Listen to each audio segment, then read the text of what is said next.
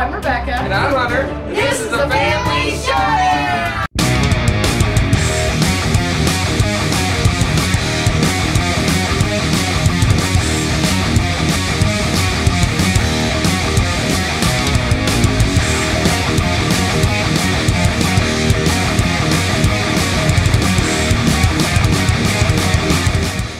Howdy folks, welcome to Family Showdown. I'm Rebecca.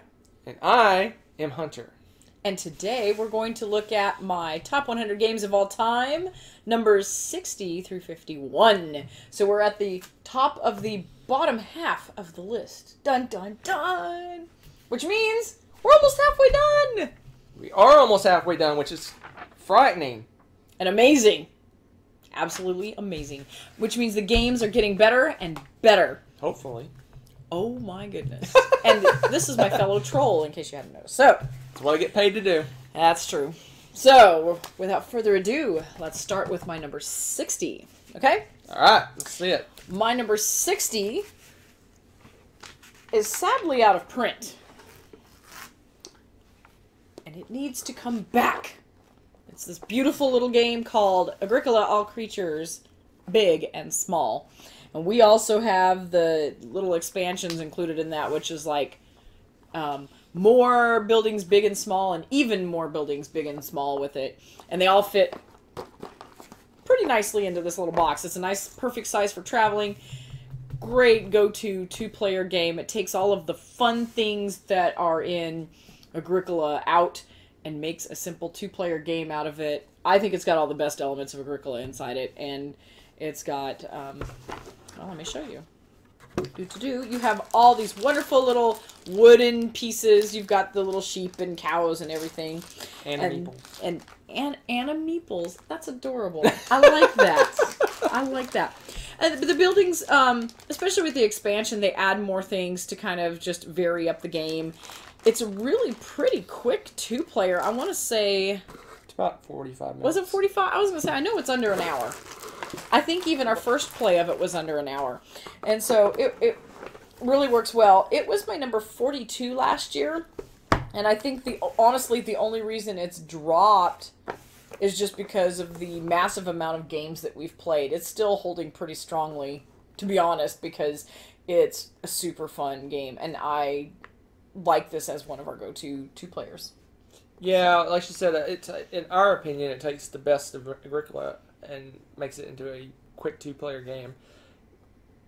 It basically, you're doing the animals, you're doing the buildings, you're building the fences, but you're not doing the feeding your people and building all the ovens and all the craziness of Agricola. It takes the fun stuff and not the work.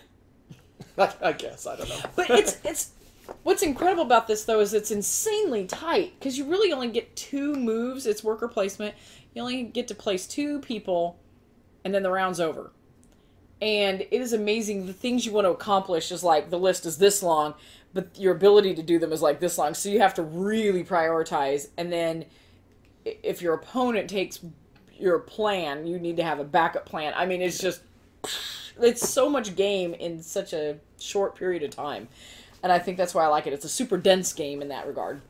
And that is Agricola, All Creatures, Big and Small. Oh, another thing I like, too. This isn't very common, but on the side of the box, I think you can see it.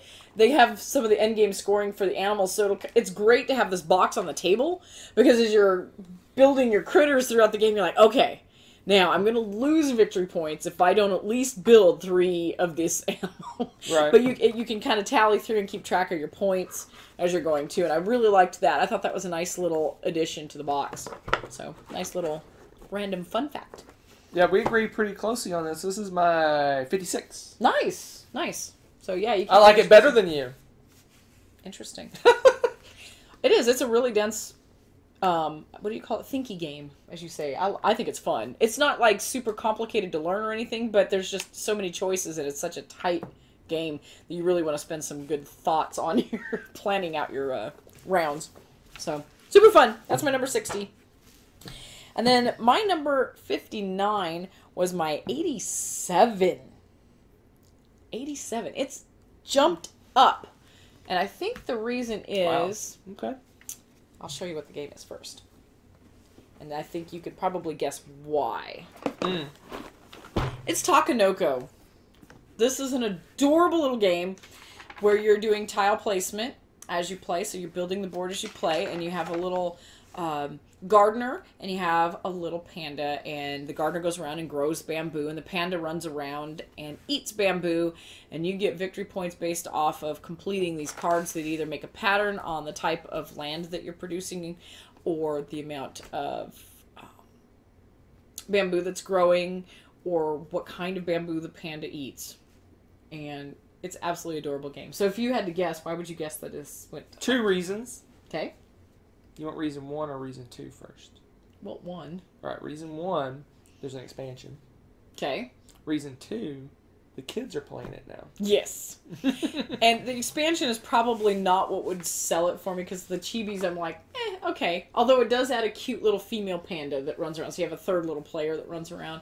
But yeah, the girls love this game, and they can play it without any help, and that's really fun. And just them adding that love of the game into it, and it's already an adorable game, and I've taught people how to play this, and everybody, adults, kids, doesn't matter, everybody falls in love with this game. It's just a really fun looking game to look at, and it's actually fun to play. I like rolling the dice. You've got dice that tell you the weather for the day, and based off of what kind of weather you're getting is what kind of abilities you get. You know, if it's a sunny day, you get an extra move. If it's a windy day, you can do the same move twice. But if there's a lightning storm, it scares the panda and he runs away, and then he has like consolation bamboo and eats one really quickly or something. It's really adorable. Really stinking cute game. If you have not played this, you should take a look at Takenoko. Takenoko is my 175. Because it's super light. It is crazy light, but I do enjoy playing it. I like playing with the kids. Yeah. I don't think I'd pull it off the shelf just to play, but I won't pass up a game with the kids. I'd play it, obviously. It's my 59. Of course I'm going to play it. It's awesome. I've never turned down the game. My number 58 was my 41. And so it's basically holding its own. Considering all the flux of games that we've had this year, I'd say it's holding pretty strongly. Flux? The game's Flux? No, the game is not Flux. Such a troll. Ah. But it is another nice, cute little travel-y sized game, and that is Artifacts, Inc.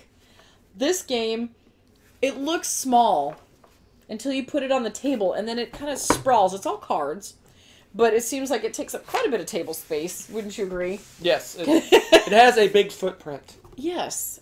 It's table footprint. Why you're putting feet on the table is beyond me. But, yeah, you've got some different museums that you're selling your artifacts to. You can also go diving for artifacts. You can do... You've got this, like, tableau in the middle here that you're saving up and buying from, and they give you victory points and more options to do this and that and help you buy. You kind of build your own little engine to collecting artifacts and selling them for good profits. And simple game, actually, but it's a lot of fun. There's a good bit of strategy to it. It's a fairly laid-back card game at its heart, but you do have some dice, too. And it's just, in fact, the dice are kind of cheesy in a way.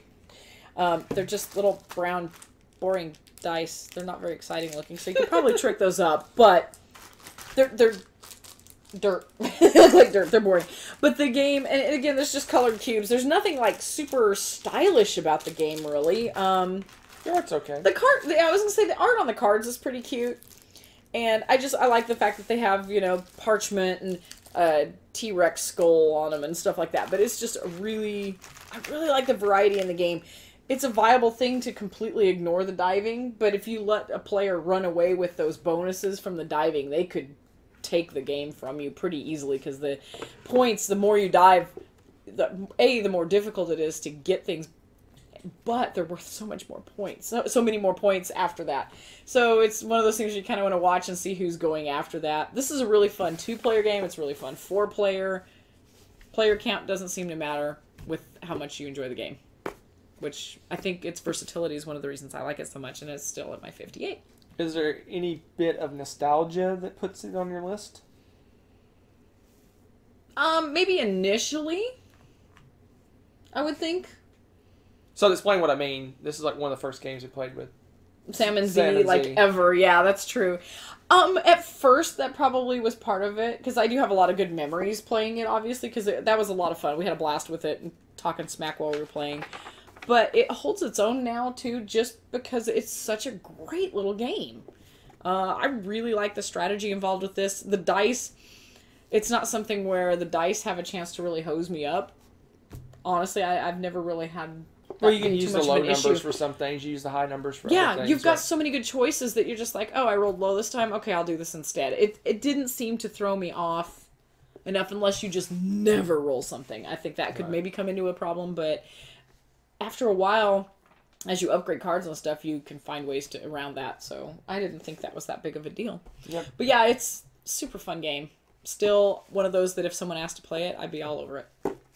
Yep. Artifacts Inc. So it's my number 75, so I'm in the same ballpark. Yep. And I think it's a combination of nostalgia / it's a really, like you said, a really good game. It's one of the... it's not really a filler because it takes over an hour or so to play, but it feels like a filler to me. Yeah, it's if very relaxing. We want to play something light and kind of breezy. I don't know if I'd go as far as to call it breezy. Maybe even whimsical. Oh my goodness. No. Yeah, this one just it's got a sweet spot. It's the right weight, right length. Just really good game. Yep. Super fun. Super fun. Artifacts Inc. It was my 41 last year, and this year it's 58. My next one, my 57, is another one that has dropped, but I think it's honestly just one of those that it's probably going to stay about here for quite a while, I'm guessing. It was my 32 before, but I think it's just because of the amount of games that we've played. And that is this beast. So much for the small game. Bringing out Power Grid. This is the math game that I hate to love, but I love it. This is probably one of the heaviest games as far as math for me that I play, and I absolutely love this darn game. It has this great economy between the different fuel sources that you're using to power your cities, and the whole goal is to power more and more. You want to maximize the amount of cities that you can power and for profit and everything and make the most money out of it.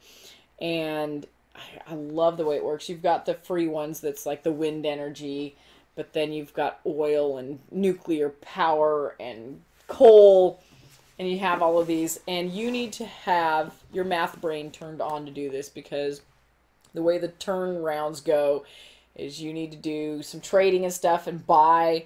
You're going to buy whatever power sources you want to do. Make sure you're powering your plants, because you got to have to math out, okay, I have enough of this to power this many cities, but you also need to save money for bidding and this and that. Oh my goodness. I mean, and then at the end of the turn, you still have to have your money to buy the actual coal and nuclear power and all of this stuff that you need. So there's just math. It's math, budgeting it out throughout the whole turn. And sometimes I'll sit there and I'll have my different stacks. I've got it ready. Okay, here's the first phase of this round, and because it's just engrossing, because you're like, I'm going to maximize this. I'm going to get this going, and it's great because you start seeing your cities sprawl out and power up, and you've built this little empire. Super fun, strangely addicting game.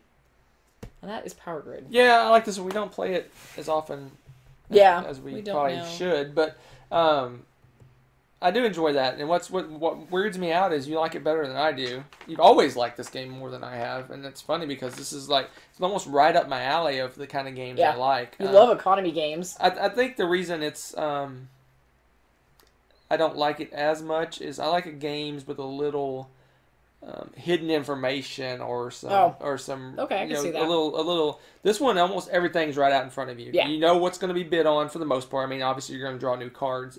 There's random ones that are going to come up, but you kind of know what you're bidding on. You kind of know what all the stuff's going to cost, all the different resources you're going to buy, depending on who buys what. But you can look and go, okay, they're going to go first. I think they're going to buy 4 of those, so mine are going to cost this. You can kind of math the whole thing out. I like a little bit of randomness or hidden information or push your luck or something else on top of what's going on with this. This one's just, budget the game.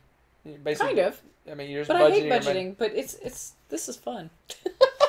So it's same ballpark as I was with the last one. This one's my 77. So. Oh, okay. Wow. Yeah, because this is 57 for me. I like it considerably more. Interesting. But yeah, great game. Yep, it's a good Try one. it out. That's a good one. Make you think. My number 56 is new to the list this year. But it shouldn't be. Yeah. This was one that should have been on my top 100. I'm not even going to hazard a guess where I think it would be at this point because my tastes have changed quite a bit. Not so much my tastes have changed, but we've played so many games that I couldn't tell you where it would have fallen. But I think you'll understand. Did you miss it the year before? I missed it the year before. Somehow it did not get on. I don't know if I hadn't logged it somehow on BGG so that when I did my list, it didn't pop up. Oh, we talked about this one. Yeah, I think I remember on your list you said that you forgot this one. Yeah, and that is King of Tokyo. And again, I don't know why, because this should have been on the list. But it is this year, and it's my number 50. What did I say? 56? 56. So it's almost smack in the middle, and this is going to be a classic game. I have a feeling this is going to be around for a long time. It is so much fun. We have the little Halloween expansion and the power-ups, and love it. It's so much fun. This is a great game for gamers. It's a great game for non-gamers. It's a great game for families. It's a great game for kids. It's a great game just in general, and it's so addicting. You're just rolling dice and using your crazy Godzilla-like monsters to attack each other. You're either going to win by getting the most stars, victory points, or you're going to win by destroying everyone else. You get to choose. It's so much fun. And it's one of those where if you get a crummy roll, it's such a light-hearted game that you take it in the spirit of that. You don't mind that it's constantly take that. I mean, this is nothing but take that, but it's so light-hearted and so much fun that you don't care if... I don't know. I personally don't care if I get beat up or not. I have a blast playing this regardless. So... Well, super fun. Well, when a game if you go in knowing the game is nothing but take that, then that's different than like a heavy Euro game that occasionally, if you get the right card, something bad happens to other players. This one, you know what it is. This one has player elimination too, which I usually don't like, but it's even fun to watch, even if you get eliminated, to see what happens. Right? It's so true. And the power-up expansion's really fun because normally you get to buy special ability cards with your energy, but in this, depending on what you could spend your dice roll, if you get a specific dice roll, you can get something that's unique to your character. So you get this special ability, and those are a lot of fun because it is special to your character. No one else is going to have something quite like it, and it's just another thing to throw at your opponents. Great, great choices. Fun stuff. King of Tokyo. Yep. King of Tokyo is my 125. No, 126. Wow, that's not too bad. That's not too bad. As light as it is and everything. Yeah, 126. I like it. I enjoy it. Yep. I mean, it's something I want to play all the time, but I don't mind playing it. It's good stuff. It's good. Fun game. And there's also a similar game, King of New York, which is very, very similar. Yeah, too. So if a little more gamery. Yeah. But we haven't moved beyond this one, honestly, because we just love that one so much. All right, my number 55 is, for us, like a classic game. Love, love, love this game. I was just talking about this recently, actually. And that is the Lords of Waterdeep. Oh my gosh, this is one of the first board games that we really got into when we started playing board games again. And it has a fantastic expansion called Scoundrels of Skullport, which we pretty much don't play this game without it anymore, but this is just a classic. I don't know why. You'd think as many times as we played it I'd be sick of it by now, but I would always pull this out. I think it's fun. I love the intrigue cards because sometimes they're kind of take that. Sometimes they let you do something really cool. It just kind of messes with the game, and I really love those. And I love the different. Okay, so your magicians, your wizards. Okay, you have a cube for them, and your warriors, they're just a different colored cube. But if you read the flavor text and all the other stuff, it's just fun and it's engaging, and there's something engrossing about you going and accomplishing the missions and getting all this stuff and getting a building built that everyone's dying to use it, and you get a little kickback for them going to it, and super fun, easy to learn worker placement game with a super awesome expansion. The Scoundrels of Skullport, and that is for Lords of Waterdeep. And I think, yeah, now it's taken a dive. This was, just to tell you how much I love this game, this was my number 18 last year. But we've played the tar out of it. So it's kind of feeling its age a little bit. And we've got so many amazing worker placement games, but this is kind of the one that started it all, and it'll probably settle here at 55 for a little while, to be honest, because a lot of good memories playing a really fun game. I'm shocked it's this low for you, because I feel like you like it more than me, but it's my 49. Wow, well, that's not that much. My last year for me, it was 28, and it dropped to 49, and yours was 18, and it dropped down into the 50s. 50, 55, yeah. Yeah, so it dropped even more for you. Huh, it's interesting. that's interesting, yeah. Yep. But no, I love this game. It's a great one. I won't pass up playing it. I really, really enjoy it. It's I wouldn't say it's the quintessential worker placement game, but it's one of the ones everyone knows about. When you tell anyone that has a decent amount of experience playing games, you say, "Hey, this is worker a placement." classic. This is one of the first ones that people mention is. And a lot of people compare this game to several other games. They compare it to Champions. Anything that's worker placement, they go, "Well, it's like Wars of Waterdeep," but so that's true. It's not that old. I want to say it's 5-6 years old. Maybe older than that now. Where is it? I don't know. So it's 2012, so 5 to 6 years old. But it's almost a classic at this point. Yeah, it is. It's holding its age really well. Almost a classic. It's what they call an evergreen. You still see it for sale in stores and online, as people are still buying this game. Because it's fun. It's a great one. It's a great one. It's a good one. All right. Now, this one may make Hunter cry a little bit, but... But looking at my list of what I've marked out, you're going to make me cry a lot. So let's get it started, I guess. But this may make you happy, too, because originally it was my number 96. But now it's 54. What would cause a game to leap ahead half of my list? You want to tell me about Champions of Midgard? Hey! You're getting good. Getting good? I'm always good. Oh my goodness. But this does make me cry a little bit. I know, I should cry a little bit. Now this box is going to look different than you've seen, because this is the Beast box that you get when you get the 2 expansions, Valhalla and Dark Mountains. No, this is a Kickstarter. Oh, it's a Kickstarter, so never mind. Don't listen to me. I don't know. That's his department. So anyway, but it doesn't have the name on the front. It's weird. Yeah, it doesn't. It has it on the side. There you go. I'll do this. Champions of Midgard. So, Champions of Midgard. Shockingly, did make my top 100, but kind of by a thin margin, because I liked it, and I wanted to like it more because I really like the worker placement, but the dice really, really, really, really hate me in this game. But with the expansions, we've got more variety. We've got different types of warriors with different stats, and it kind of helped even out my rolls a little bit. We have a huge variety of monsters now. A whole another new level of monsters to attack. Some different abilities and stuff mixed in. Some things that you get when your warriors actually die, which I needed apparently very badly, because I did not realize how many I was losing until I'm like, oh wow, I get something for this now. And all of a sudden I wasn't completely deprived of all of my resources trying to funnel everything into getting more warriors. I actually was getting something, and it's like it fixed all the things I didn't like about Champions of Midgard. So I really, really, really like Champions of Midgard with the Dark Mountains and Valhalla. That's really good expansions. Cannot say enough good things about them. It changed the game for me completely. I actually love this game now. So it would have probably fallen off your list without the expansions? Yes. I can guarantee you it would have fallen off. Do you recall where this is on my list? Yeah, it's pretty high, like top 10, I'm thinking. This is my number 5 game of all time. Yes, I just gave him a whole bunch of hate on one of his favorite games.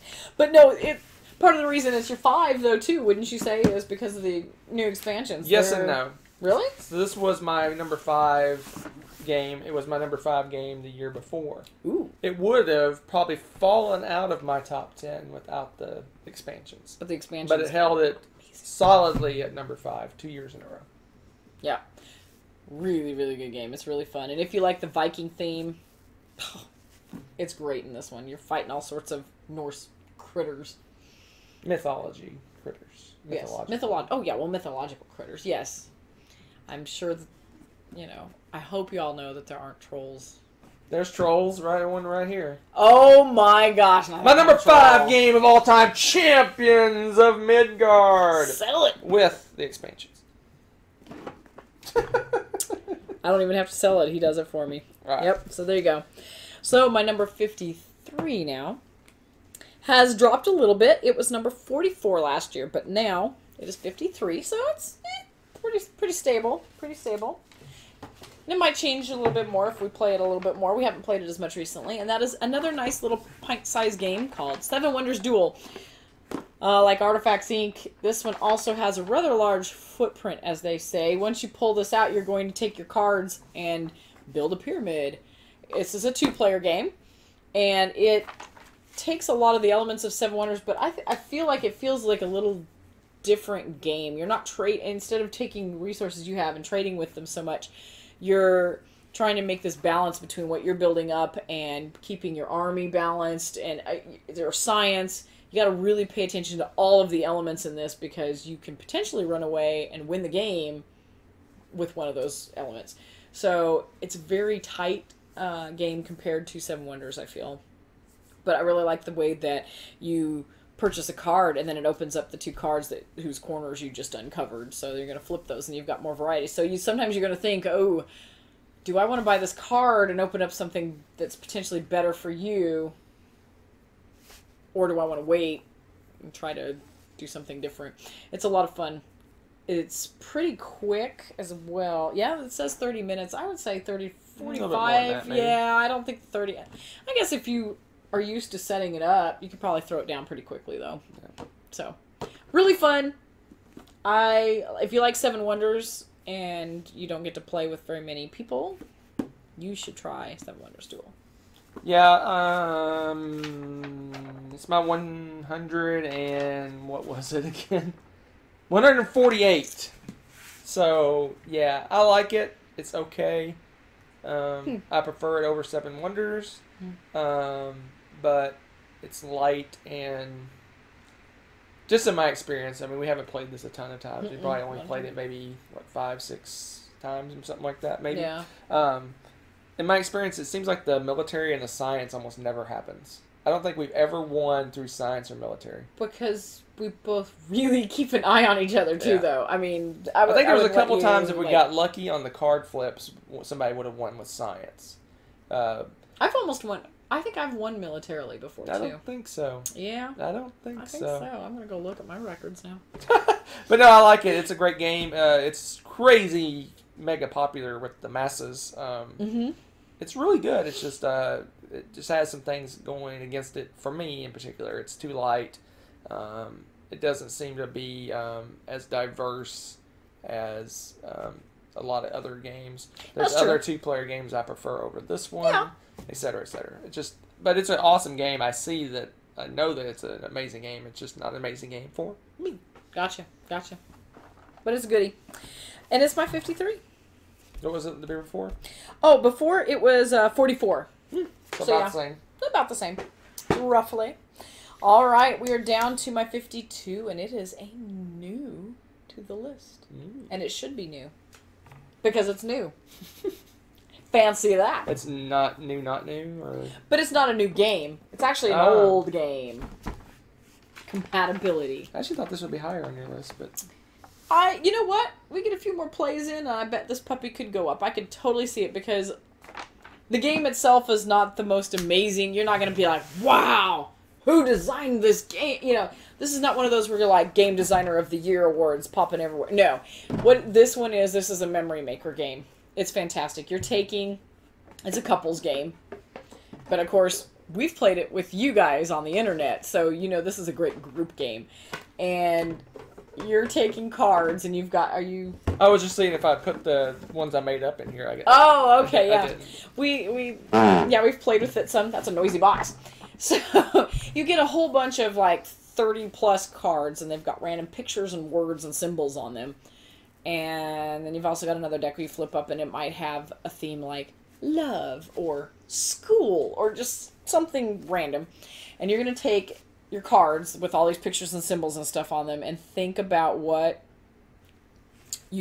one of those pops into your mind when you think school. So you're flipping through those and you're going to rank your top 5.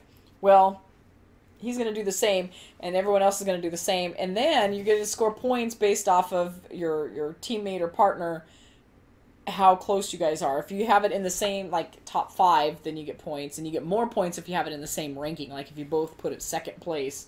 you're going to get more points. And it's just really fun to see who's compatible. And of course, inevitably, the game is going to degrade into, what do I think he's going to put? Which you're not supposed to. You're supposed to only put what you think, but it's never going to stay that way the whole way through the game. It just doesn't. I mean, our minds just don't work that way, right? So pretty soon it starts to do that. And then sometimes there's running gags. In fact, every time we've played that, there's been a running gag card. Or somebody gets punny with the cards, or it's just amazing. And every time the experience is completely different. We even made up some board game theme cards to throw down just for fun. So if you want to go back and look into some of our old live plays, we did a compatibility versus the internet. I swore I put those in here. Which we put, who's you can see who you're more compatible with. I may have just written them down. I thought you just wrote them down on a notebook, I believe. Yeah. And it's, oh my goodness, it's just a fun game. It's a lot of fun to just see what people think, how people think about different things. Yeah, so this game is completely not in my wheelhouse. This is not something that I would be interested in. If you told me about this game, I'd go, oh, I do not want to play that game at all. But it is my number 82 game of all time because it is just so much fun. It is. It's awesome. Every time we've played this with the internet, with each other, with groups, it just fun. You're laughing the whole time. This is one of those couples. I think it works best with couples party games that just works. It creates interaction. It creates conversation. It's a way to I wouldn't say necessarily an icebreaker, because you probably want to play this with people you know fairly well. But it gives a way to build conversation. Like, oh yeah, why'd you pick that? Oh, because this is this. Oh yeah, okay, yeah. Or what's wrong with you? Yeah. It's wonderful. You may find out though you're compatible with someone on the other team. So. Yeah, spoilers. Hunter's more compatible with Z than he is with me.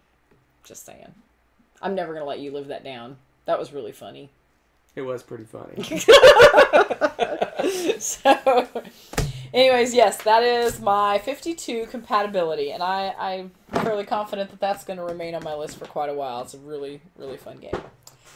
Now, my number 51 is another one that I'm quite sad to say is new to my list, but it should not have been new to my list. I'm thinking this time this one was one that somehow I had not logged on Board Game Geek, because I've had it for so darn long, I just didn't even think about it. I've played this since I was in high school for certain, possibly junior high. Balderdash! Or in this case, beyond Balderdash. I played the original Balderdash, and oh my goodness, this is a step up. Beyond Balderdash, you've got the original game where you've got random obscure words and you're going to write a definition. Or if you know the word, you can write the definition, but most of the time you're not going to know the word. You write down what you think other people might vote for as the real definition. Person who's it that turn mixes all the cards up and then reads them, and everyone puts in their votes on who or which one they think is the right definition. So you get points from that. Beyond Balderdash takes that another step and also has movie titles, and you have to guess the basic plot line. It's also got a date. It gives you a date, and you have to guess what happened on that date. They also have let's see, movie plots, dates. They have acronyms. The acronyms are fun because you have to guess what the acronym stands for, and they are off the wall. The stuff people make up is not actually the strangest thing. Sometimes the actual acronym is the strangest thing. And then they will put some obscure person's name, but it's the person that invented the thumbtack or something that is not necessarily common knowledge. So you're writing down these baloney answers for things, and hilarity ensues. This one's a great memory maker as well, with a fun group. And I've had some really awesome game groups and people that like to ham it up, and this is fantastic for that. And yes, I'm guessing it's not in your top 1,000. Well, I was looking through my list. I don't know why, because I've never played this game. What? I've never played this game. Oh my goodness, we need to amend this. This game is so much fun. I've never played it. That's true. I've only played it with my peeps. That's interesting. Never played it. I think that's the first one on your list that I've never played. I bet it may be the only one on your list that I've never played. It's entirely possible. Yeah. Never played it. Wow. We almost played this at the Dice Tower Marathon, That's but it right. got bumped for a different game. Something else. So, never played it. So it is my top. Don't know. It's not on my list. I have not. It is so much fun. I think this is the kind of game I would like, but I think you'd enjoy it too, because once you figure out kind of how they word things, you try to word your cards like it, you know? Yeah, but there's that, and there's also the people vote for whatever they think the funniest is too, right? I guess, but I don't know. I don't know. I've never had people do that in this game. You always had people try to guess what the actual thing is. Yeah, oh yeah. I mean, they really Maybe I'm get going into for the it. Dice Tower Marathon. A lot of people voted for what they thought was the funniest, so... I guess if you don't have a clue, that's kind of a go-to way to do it, right? But I don't know. We usually try to figure it out. It's one of those things like a challenge. Do you get points if you guess the right answer? Yeah. Oh, okay. Yeah, of course. So, there you have it. My 60 through 51. What will be next? 50 games that are even better! If you think that's possible. I know it's possible, though. I know. You have anything to add? Well, we're halfway done. We are. He's doing math. This is exciting. Not the math part. What he's doing. She's halfway done, and I've only marked off 20 of my top 100. So there's at least 30 games on my top 100 that are not in your top 100. No, wait. Yes. I did that right. Yes. There's at least 30 games on my top 100 that are not in your top 100. I find that shocking. I don't. And you need to stay tuned to find out why. I'm Dun, dun, dun. I'm flabbergasted by this Balderdash. See, you would like this game. You make up words all the time. See, it's perfect. Try this game. Try this game. Try this game. There you go. So, thank you very much for joining us. We are glad you're here. And stay tuned for more shenanigans and find out what games I like even more. Will it confuse and baffle Hunter? Probably. See you soon.